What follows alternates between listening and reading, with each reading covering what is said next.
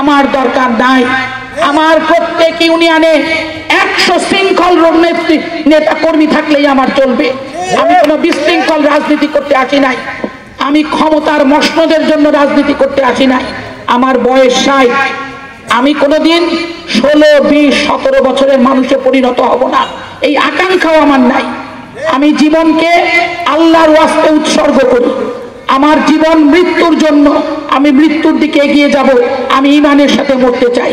তার আগে আজকে আমি আপনাদের এখানে আসতে চাই নাই, কারণ দলে অত্যন্ত বিশৃঙ্খলা।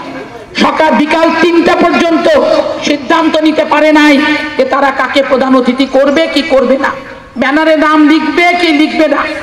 বিএনপি জিয়াউর রহমানের দল, বিএনপি তারেক জিয়ার দল, যে তারেক রহমান 8,000 কোটি মাইল দূরে থেকেও বাংলাদেশে একটা গণ অভ্যুত্থানের পর স্বৈরাচারী হাসিনার বক্তব্য ছিল যে আমি ক্ষমতা ছেড়ে যাব না, আমার 1 কোটি লোককে মেরে ফেলবে।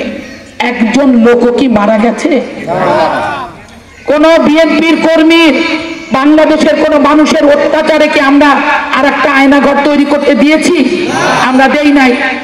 জিয়াউর রহমানের পুত্র, যার রক্তে জিয়াউর রহমানের রক্ত বইছে, সেই মানুষ 8,000 কোটি মাইল দূর থেকে নির্দেশ দিয়েছেন কোন হিন্দুর প্রতি, কোন সংখ্যালঘুর প্রতি, কোন আওয়ামী লীগের নিকৃষ্ট মানের নেতাদের প্রতি। আওয়ামী লীগের কি নেতা?